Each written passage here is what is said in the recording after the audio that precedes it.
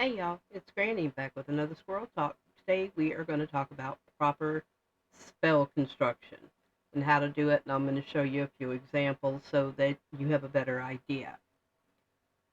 So, starting out, proper spell construction. The first step in it is to decide exactly what you want the spell to accomplish. You need to be specific with your intent or goal. If you leave a loophole, the universe is going to take it. It's got jokes. I tell y'all that all the time. Doing a spell to get more money without stating how or how much will be getting you finding pennies all over the place. You got more money than you had, but it's not what you meant to manifest. Always set firm parameters of what, how, who, when, etc. Don't leave wiggle room for something to go sideways. If you combine workings, you have to make sure that the energies of each are compatible with each other, okay? So, like, if you want to do a money spell to get more money in your life, you don't want to do it with something that would be the opposite of it, okay?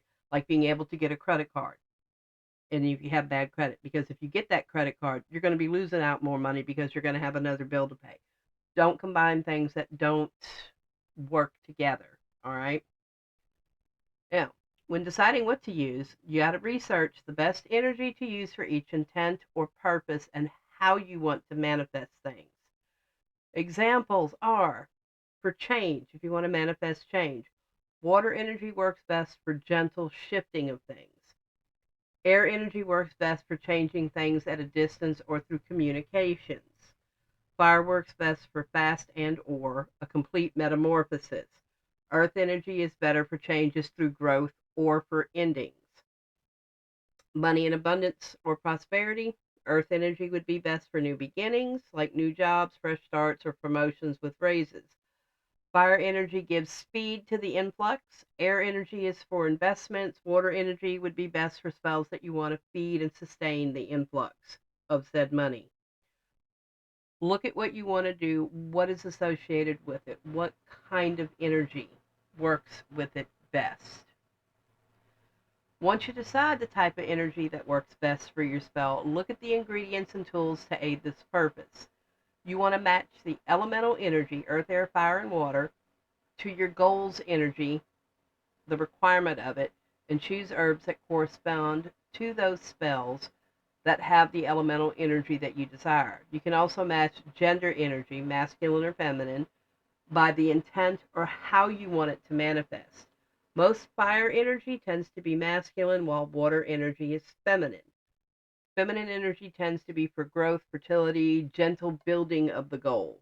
Think of it like a child in the womb, slowly growing until it's born. Your masculine energy is faster, harder, and sometimes destructive, tearing away blocks to achieve your goal. Think about it like you have a guy who goes out there, he wants to build a house, but the land is dirty. He has to go in there and tear everything out so that he can build. You're clearing away the blocks with things. You need to decide which one will work better and choose the ingredients accordingly. If you work with any deities, you can also choose to pick herbs, oils, and other items that are sacred or attuned to that deity. You don't have to work with any god, goddess, or other entity. Each person can manifest their magic by their own will alone. All it takes is faith in oneself and the belief that you can. I myself personally do not work with deity or any other entities 99.999 to infinity% of the time. In the last 30 years of my practice, I have only ever called on a deity 3 times, once every 10 years. And that's only because it was super important and I needed the help. If you can rely on your own power, your own will to do the majority of things, when you do need help, deity is more likely to answer. Remember that old saying, God helps those who help themselves? That it is 100% the truth. If you're using oils in your spell work, you need to choose them the same way you choose herbs. If you know what went into them, okay? If you don't know what went into them, go by the intent. You can buy pre-made oils that are already attuned to a specific intent. I make several myself that I sell on my coffee page in the shop, as do a lot of other witchy crafters out there. I will warn you, however, that you want to fully vet any practitioner selling oils, herb mixes, spell kits, etc. before using anything. Make sure they have been in practice long enough that they know what they're doing and that they are legitimate practitioners in good standing. You don't know what someone attaches to something they make. They may sell a prosperity herb mix out there, but have an attachment built into said herb mix that is going to make you spend the money you're manifesting on stuff for them. Or if you have, any number of things out there that could go wrong, you've got to be discerning with who you pick, okay? PPWs are them pandemic Pinterest witches. Y'all have heard me bitch about those enough on TikTok. They're everywhere, and they don't have enough years of practice to truly have mastered their path. Too many of them see witchcraft as a means of making easy money off the uninitiated and new brooms. And if they have a very foreign ethnic sounding name, call themselves doctor whatever, insert, what weird jumbled name you have there, have a strange honorific before their name, or anything else of that sort, be extra careful dealing with or buying from them. Scam artists use this ploy because Hollywood promotes that sort of nonsense, and so those people who don't know better see that and think, oh, well, it must be legit. I remember seeing about this on TV. No, that's a big red flag and a big no. And don't go by reviews on their pages, because a lot of those are fake reviews that are put up there to lure you in. Vet a practitioner if you haven't heard of them before. If you don't know, ask somebody. Go by recommendations of people who have bought from others before. Ask for help. If you're not sure, ask for help, okay? Keep yourself safe. If you're using candles in your work, you can match the color to your intent. If you don't have access to colored candles, you can use white instead. White is the universal color. It goes in place of anything, okay? You don't have to use colored candles. That is a more modern thing, but the colors do resonate at certain frequencies, which do help with certain workings, but it's not a requirement. You don't need a specific type or shape of candle either. Again, the way something is shaped, the type of candle is, can aid, but it is not necessary. A birthday candle will work in a pinch in place of a chime candle. A jar candle from the dollar store works just as well as one from a higher end shop. Don't let the lack of financial resources stop you from practicing your craft. Our ancestors used what they had on hand or could forage for. They didn't have all this fancy stuff. Their athame was their kitchen knife or their bread knife. Their wand was usually a wooden spoon or their finger. The herbs, they went up in the spice cabinet, okay?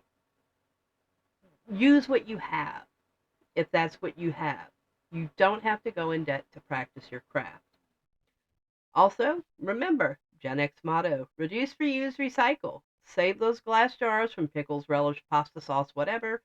Wash them well, store them for future use, either as spell jars or storage for ingredients. Save the mirrors out of your makeup compacts. That scrap of foil on the end of the roll, keep it. You can use it as a mirror. Shiny side works great for that. In a spell, they work really well as a replacement item. Or if you want to make a candle holder to keep the wax from running everywhere, you can form it into like a little bowl or a dish. It keeps the wax trapped so you don't have a mess to clean up. Your kitchen spice cabinet is your friend, guys. I'm going to keep saying this forever. Our ancestors practiced what they had, and most of it was cooking herbs. Now, you want to assemble your spell ingredients and tools. What's your goal? What shape do you want it to take? What energy are you going to work with? Earth, air, fire, water, masculine, feminine, what? What herbs will work best in the way you want to shape the spell? What tools do you need? Candle, a jar, an athame, mirrors, oils, body fluids, tag lock for target, crystals, gemstones, metals, pictures, sigils, offerings to a deity or an ancestor, a written petition, an incantation. What do you need? Write down everything that you think you might or may need. Look it over and then trust your intuition as to what will work best for your goal. Let your intuition, let your gut guide you into picking what it is you need that will work the best. Keep it simple. 3 to 5 herbs maximum. You don't need a whole ton of everything. 1 oil, maybe 2 or 3 crystals or gemstones or a metal, an incantation, a petition, and they should be short and sweet. Rhyming is always optional. It does not have to rhyme. The whole purpose of rhyming is to help you remember it without looking at the paper. But we can absolutely cheat and look at the paper. Y'all know I have a head full of squirrels and I forget stuff, so reading it is. And then you have to decide, is it going to go in a jar, on a plate, etc.? How long are you going to work the spell? Once, 3 days, 9 days, 30 days? What are you doing? Figure it out. Write it down. Go over it. Make a plan. Now, once you have everything worked out, you want to assemble what you need in one place. Quiet your mind. Take a cleansing bath if you need to ground and center. And prepare yourself. You need to be uninterrupted. So if you have kids, pets, a spouse, whatever, a phone, turn your phone off or turn it on silent. Wait until all is settled at home and you're alone before you begin. Order of operation is cleanse all of your spell items, either with smoke or sound, to make sure no other energy but their own, your ingredients, that there, is on them. You don't want to have anything from like people picking up stuff in the store and touching it, your kids touching stuff, your spouse saying, hey, what's this, and throwing it down. Things pick up energy. Cleanse it all really well. Okay? Do not skip that step. The smallest bit of energy out of place can screw everything up. If you're using a candle, you want to scratch your intent on it from tip to base if you're drawing things to you, and base to tip if you were banishing with like a needle or a pin or something.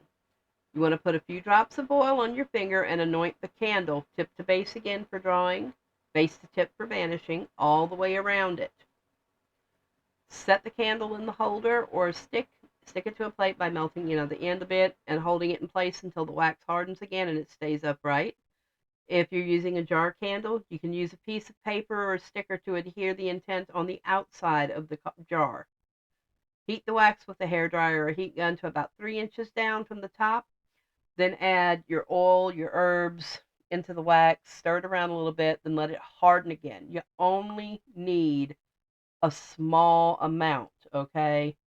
You don't need a ton of herbs. You don't need a ton of oils, all right? Now, I'm going to show you what I'm talking about so you have a good clue. Candle. Base to tip to banish. Tip down to base to draw it to you. Okay, you're bringing it to you or you're sending it away. Jar candle. You only need to melt down about this much. Now, when I'm talking about putting a sticker on the outside of it with your intent, just stick it on the outside of the glass this way, that way, whatever. Okay, if you're going to read the petition. Now, if you're putting your intent to banish, put it going, the words starting at the bottom, going to the top to get rid of, from the top going down to draw it. You can also do like I did and put sigils in Sharpie on the outside. You can use the color that is associated with what your intent is, okay? It's pretty easy to do. Yeah. If you're not using a jar candle, when you mix your herbs, mix them up well. Gently take your chime candle, your pillar candle, your taper, whatever, and gently roll it through the herbs so they stick down onto the candle. You don't need a whole lot of it to dress it. Should only have a little bit that sticks to the oil. That's fine. Too much on the candle will make it a fireball. Fire safety is always first. Don't burn your house down. Stick the candle down or put it in the holder. The rest of the herbs should go around the base of the candle. If you choose crystals or gemstones or metals, place those around the base as well. Sit with your hand around the candle and the herbs and project into them your intent. You can say your petition or incantation while you're doing this. This programs your spell and your ingredients to what their job is. You can also do this with each herb as you add them to the mix, and I absolutely recommend doing that. Take your one herb, tell it this is your job. put it in. The next herb, this is your job, put it in. Next herb, this is your job, put it in. Same thing with the gemstone, same thing with the oil. For example, cinnamon, hey, you're going in there to hurry things along and speed it up. Mint, you're going to make my cash flow into me fast. Parsley, you're to protect my money from negative events and influences and from flowing back away. Give each item its job. Every herb, every stone, every oil, if you have a picture, whatever. Name what its actual job is. To dispose of anything that's left of the candle, you have options. And you should absolutely dispose of it once it's done. Don't keep a big old pile of old spell work running around, okay? It gets chaotic from the energy buildup.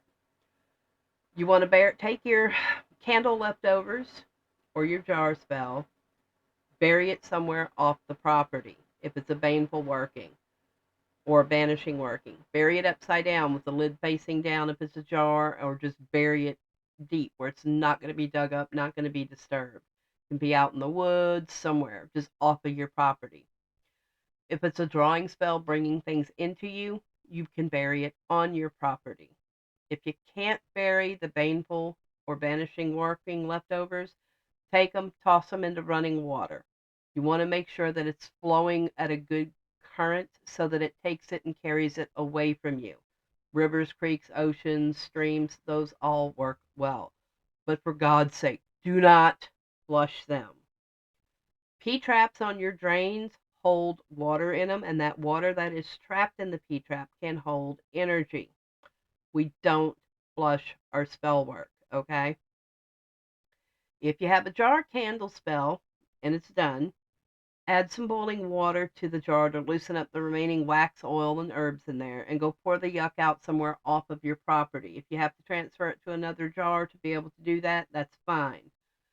If it's a beneficial working, you can pour it on your property somewhere.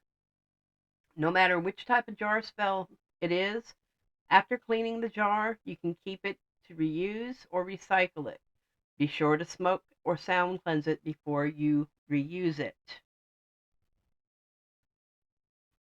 If you're going to do a spell in the form of the jar spell, the same rules apply with choosing the ingredients for it. Smoke cleanse it, every last item, including the jar, inside out, and the lid. Your jar size is going to be decided by what you're putting in it. Are there larger items that you're using, like clothing parts, pictures, items that belong to someone, poppets that you made as an effigy of someone? Or are they smaller items, like loose herbs, gemstone chips, small pieces of paper with a petition on it? Don't use a jar bigger than what you need. Once you have all of your ingredients, give them their job in the spell, just like with candle spells. Place them in the jar. Shake the jar around gently after capping it to mix everything really well while focusing on your goal. If you're trying to attract or manifest something to you, don't seal the top with wax. Leave it accessible to open and allow the energy to go out and do its job. Don't seal away anything good that you're trying to attract. Always leave those jars unsealed. If you're removing or banishing something, or if you're doing a curse jar or a hex jar, seal that sucker up tight and shove the unwanted thing or the energy into it so it can't escape. Jars are generally work for 1, 3, 5, 7, or 9 days, at least in my tradition, and then we release them to work. We either bury them off property in a place where they're not going to be disturbed, or we toss them in flowing water. But again, that's my path, my practice, how I was taught when I was growing up. If yours varies, then it varies, but I'm giving you the basics as how I was taught. Now, after you have finished your spell work, you need to remember to ground and center again. Release the energy that you have been holding and directing so it can go out and do the work that it was assigned to do. If you're doing a multi-day working, ground and center after every session. Ground the energy into the candle or jar, whatever else you're using that so that it builds up. After the final day, ground it into the earth or the air or the water if you're working outside and you're moving water, and release it to manifest your desires. You're going to want to remember also to write down what you did in the working in a working journal or a Book of Shadows grimoire. You should have a working book, okay? You keep track of what you're doing or have done. Note what does and does not work. Once you have a successful spell and you're successful in the work, copy what worked into your permanent grimoire. That way you can keep track of it. We should all be experimental witches. No two people ever work the same way. Energy does not work the same way for each of us. Everybody resonates different on a soul level. We don't have the same energy flowing through us, and so we don't function the same on a magical level. We all function differently. Also, big warning, do not, never, ever, ever, ever, ever talk about what you do exactly. Keep your magic private and keep yourself safe. And never do a spell as you find it written, whether it's in a book, online, whatever. Change it up, make it yours. And for God's sake, do not trust Pinterest spells. I have seen so much on Pinterest that is a hot mess and a nightmare, and that if you did them, you will land yourself in trouble, or it just flat won't work. Don't trust what you find on the internet, folks.